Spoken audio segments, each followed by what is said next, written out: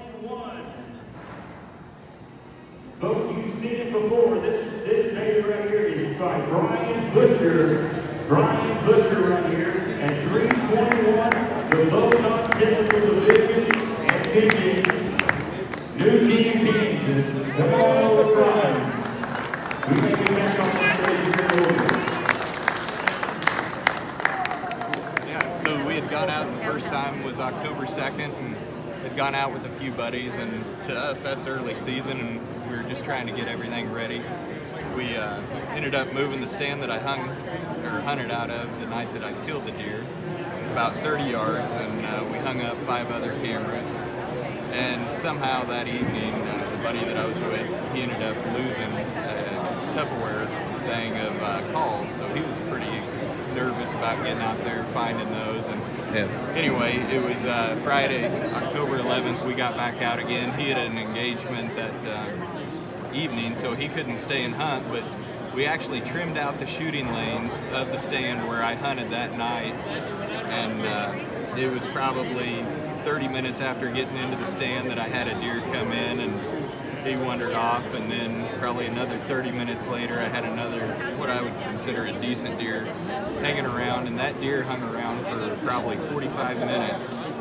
The last video I took of him with my cell phone was about 5:52. He walked off.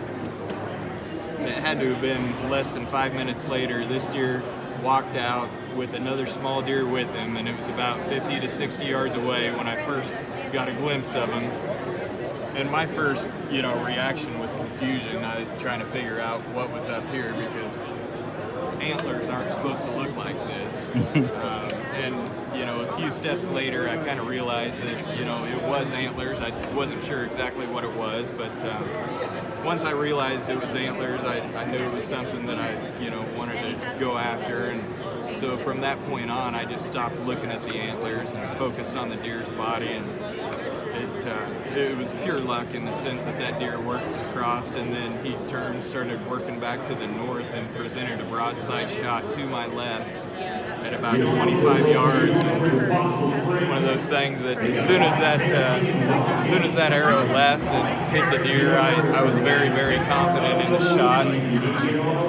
That's when the rush just hit me. I was ready to climb down out of the stand and go find it, and had to calm myself and relax for a few minutes before I got down. But as I walked up on the deer, it was just pure shock in the sense that even though I had seen some antlers, you couldn't tell exactly what he was. So it was a moment of a lot of excitement, and I took a picture of it, and I looked at my screen of my phone and thought nobody's going to believe I shot this deer, and ended up taking another picture. But after that, it was a mission to get the deer out, get it field dressed, and take care of the meat. And I had 2 kids' soccer games the next morning, as much excitement as there was a task at hand to focus on. And the next week we scored it, and the rest is kind of history from there.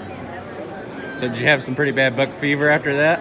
Yeah, as soon as I shot it, that's when it all kicked in, and I just couldn't believe it. And I've got some pretty funny pictures. As I climbed out of the stand, I jumped in front of one of the trail cameras, and there's some pretty funny ones. And I was out there by myself though, so I had to make a little fun of it. And it again was just pure excitement from the moment I released that arrow.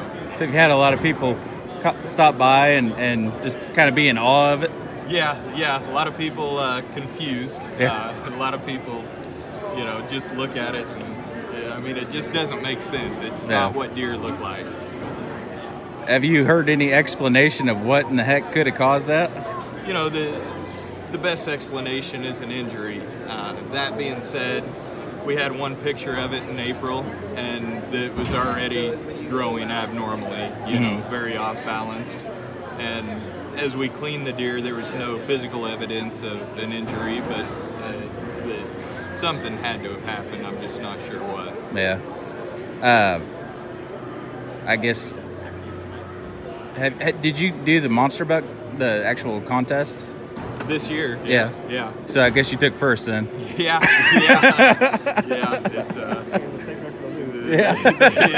They kind of led me to believe that would happen. Yeah.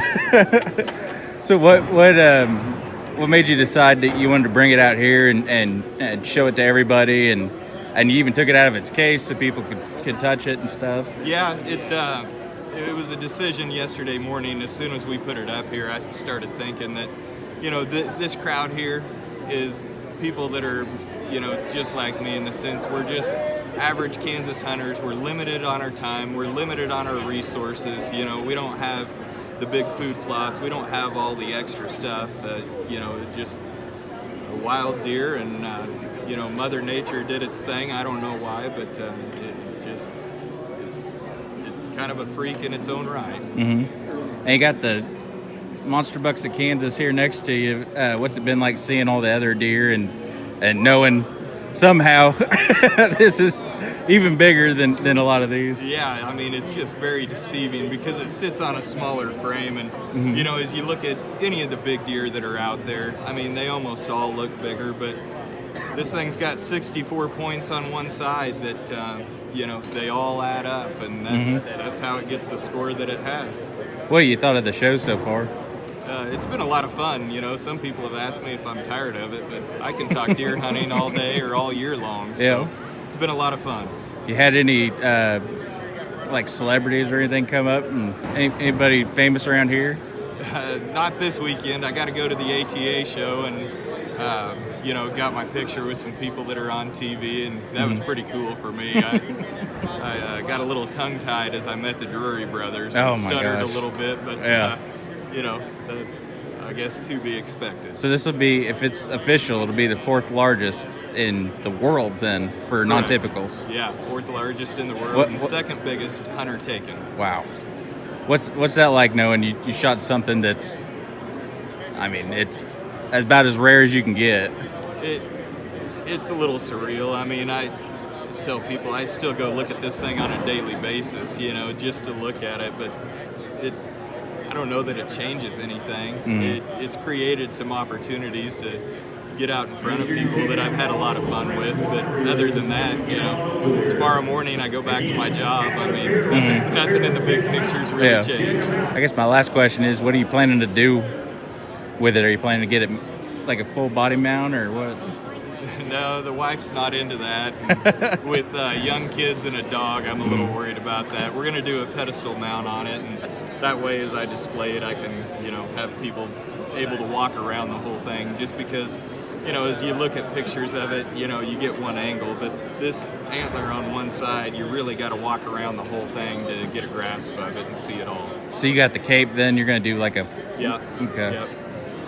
Have you had anybody asking to get like a reproduction of it? Talked to one guy last weekend that was interested. I don't know what to expect for that, but yeah, future will unveil itself as we get there. Yep. He's going to introduce our new champion right now, marking an amazing deer, over 175 inches last year, non-typical King of Kansas, and he was dethroned by this man right here, Brian Butcher. So Mark, you want to say a word?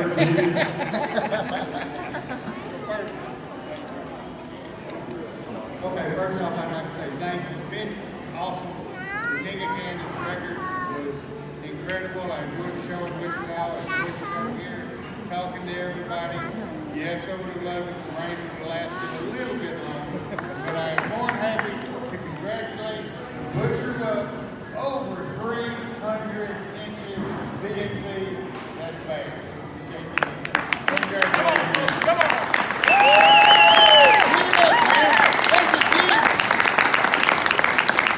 Thank you very much. Brian, thank you very much for bringing her on down. It was an awesome buck. Would you like to share a few words with us, Brian? Well, I don't know what to say other than thanks for everybody that's out here. It's been a great weekend for me. Leading up to this show, people ask, what do you expect? Why are you coming? Things like that. To me, it was all about just coming out with other Kansas hunters and being able to share my experience and my story. And, the biggest things goes to my family. So.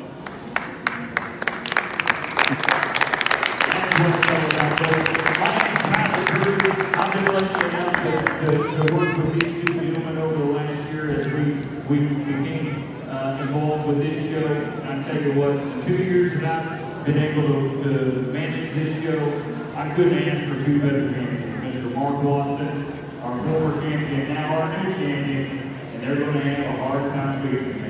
Congratulations. Congratulations. Thank you all very much. The show's still open.